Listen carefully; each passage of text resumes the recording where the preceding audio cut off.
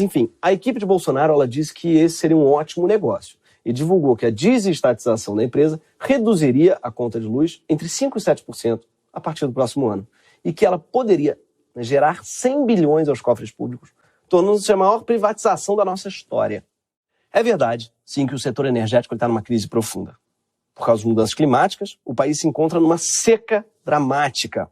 O país registrou a maior escassez de chuvas em 90 anos. Como o nosso setor energético depende muito de usinas hidrelétricas, que geram 63% da nossa eletricidade, a escassez de água leva a uma escassez de energia também. E a gente, na contramão, está usando cada vez mais termoelétricas. Desde outubro do ano passado, o governo Bolsonaro ele passou a acionar as termoelétricas, inclusive as que são movidas a diesel, para suprir a falta de energia. Para vocês terem ideia, de janeiro a maio, a gente gastou 3,6 bilhões de reais, ou seja, mais ou menos 720 milhões por mês, com acionamento de termoelétricas. Essas usinas têm um custo enorme de operação, são bem mais poluentes que outras fontes. É em grande parte por causa do aumento descontrolado no uso das termoelétricas que o governo subiu um novo reajuste no preço da eletricidade, aumentando 52% o valor da conta. Obviamente vai piorar muito com o uso das termoelétricas e as mudanças climáticas que vão atrapalhar a geração de energia elétrica. Por quê? Porque vai faltar chuva. É esse o clima no momento em que privatizaram a Eletrobras. Ao invés de trazer soluções para resolver a crise energética, a privatização proposta pelo governo Bolsonaro serve para uma outra coisa. Serve para quê? Para todos nós, contribuintes, darmos um lindo presente aos nossos queridos deputados do Centrão. Em troca do quê? Do importante serviço que eles estão fazendo para a gente de manter o emprego do Bolsonaro. Que os deputados estão fazendo isso agora, que eles chamam de jabuti. São as roubadinhas, né? As roubadinhas que certos parlamentares fazem ao inserir dentro de uma proposta legislativa outro tema que não necessariamente tem relação com o texto original. Eles chamam jabuti. Isso é uma estratégia clássica dos deputados e senadores para inserir no texto das medidas provisórias que são propostas pelo Executivo assuntos do interesse dos parlamentares, aproveitando a tramitação mais rápida das medidas provisórias. O nome jabuti vem de uma famosa frase do Ulisses Guimarães que dizia: jabuti não sobe em árvore, se está lá ou foi enchente ou foi mão de gente.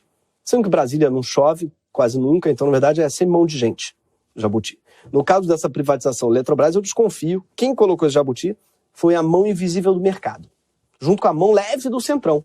Determinado lá que a nova Eletrobras vai ser obrigada a contratar 8 gigawatts de energia de termoelétricas, o que vai acarretar na construção de novas usinas. Sim, o Brasil ele não está apenas aumentando sua dependência de uma fonte de energia cara e poluente de modo emergencial. Com essa privatização, está se comprometendo a investir bilhões neste tipo de energia. E tem gente que não acredita que o objetivo das privatizações é dar liberdade para as empresas agirem de acordo com o mercado. A Eletrobras privatizada, ela já nasce com uma intervenção. E uma intervenção que basicamente impede o Brasil de entrar no século XXI, afastando a gente ainda mais de uma transição energética necessária. A previsão é de que as novas termoelétricas cheguem a aumentar em 25% as emissões de gases de estufa do setor elétrico. A mesma medida ela aponta que novas termoelétricas devem ser construídas nas regiões Norte, Centro-Oeste e Nordeste, que não possuem estrutura para receber as usinas e que também ficam bem longe da região do pré-sal, de onde vem a produção do gás natural. Então a gente vai precisar criar o quê?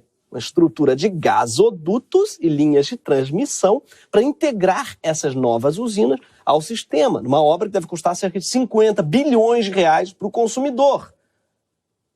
Nesse caso, assim, realmente, pouquíssima gente tem o que comemorar. Mas, especificamente, uma pessoa deve estar bem contente, que é Carlos Soares, o S da construtora OAS, que hoje é conhecido no setor elétrico como o homem do gás. Soares, ele é sócio de empresas que têm várias concessões de distribuição de gás em estados como o Amazonas e o Distrito Federal. Então, para ele é muito bom que novas termoelétricas sejam construídas. E ainda melhor que elas estejam em lugares remotos, precisando usar a redistribuição que ele mesmo controla. Mas de verdade, sabe pouquíssima coisa sobre o Soares, mas sabe que ele é um dos homens mais ricos do Brasil. E você não vai encontrar nem uma fotinho dele no Google, se você for pesquisar. Ele é o que chamam de low profile, que é o rico de verdade, né? Rico fica no Instagram dizendo que é rico, não é rico. Rico de verdade não tem nem uma foto no Google, é o caso dele. O empresário, ele é discreto, mas o nome dele apareceu na sessão de votação da MP da privatização da Eletrobras, quando o deputado Glauber Braga questionou Elmar Nascimento, o relator da privatização, sobre sua relação com Soares. É mentira que tenham acontecido encontros e ligações com o senhor Soares, ex-OAS, e que ele tenha intervido diretamente na articulação do texto para aprovação dessa medida provisória? O Glauber levantou um ponto fundamental, tá? E o Elmar foi obrigado a assumir que sim, ele encontrou o Soares para elaborar o relatório. Mas enfim, o outro jabuti incluído na medida provisória da Eletrobras foi a obrigação de contratar pequenas centrais hidrelétricas, são chamadas PCHs. Essas são usinas hidrelétricas de pequeno porte e alto custo de geração de energia. O Carlos Soares é dono da Brasil, uma empresa que possui, sob seu guarda-chuva, por volta de 13 pequenas centrais hidrelétricas espalhadas pelo Espírito Santo, Minas Gerais, Rio de Janeiro e Goiás. E sabe quem mais tem? Um bando de político que lucra milhões a partir da exploração dos nossos rios. Sim, vários parlamentares são donos de PCHs, muitas delas em regiões ambientalmente sensíveis. Além dos riscos ambientais, os novos contratos devem gerar mais um custo adicional de quase 30 bilhões de reais em 20 anos. Quer dizer, a privatização da Eletrobras se transformou num saldão do Jairzão. Quem tinha qualquer demanda para enfiar, colocou ali. Paulo Guedes ainda tentou aliviar, dizendo que a medida provisória tinha recebido uns jabutis do bem. Foi o termo que ele usou.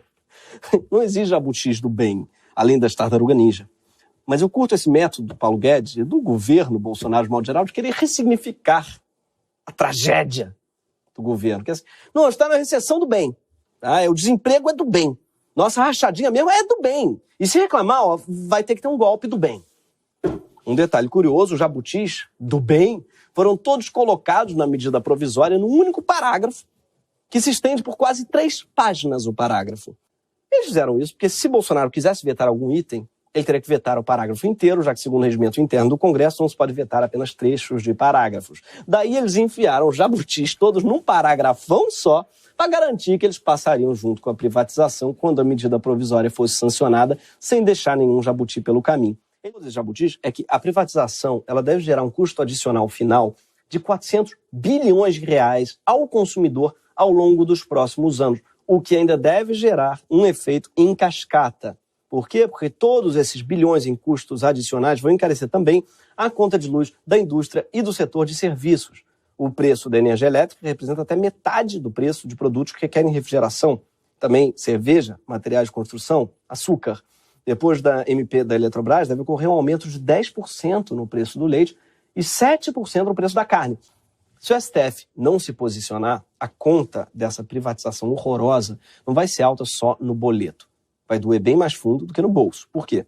Se o sistema elétrico sempre foi algo muito estratégico para o desenvolvimento de qualquer país no século XX, é a reestruturação desses sistemas de produção e distribuição de energia que vai definir o sucesso dos países no século XXI.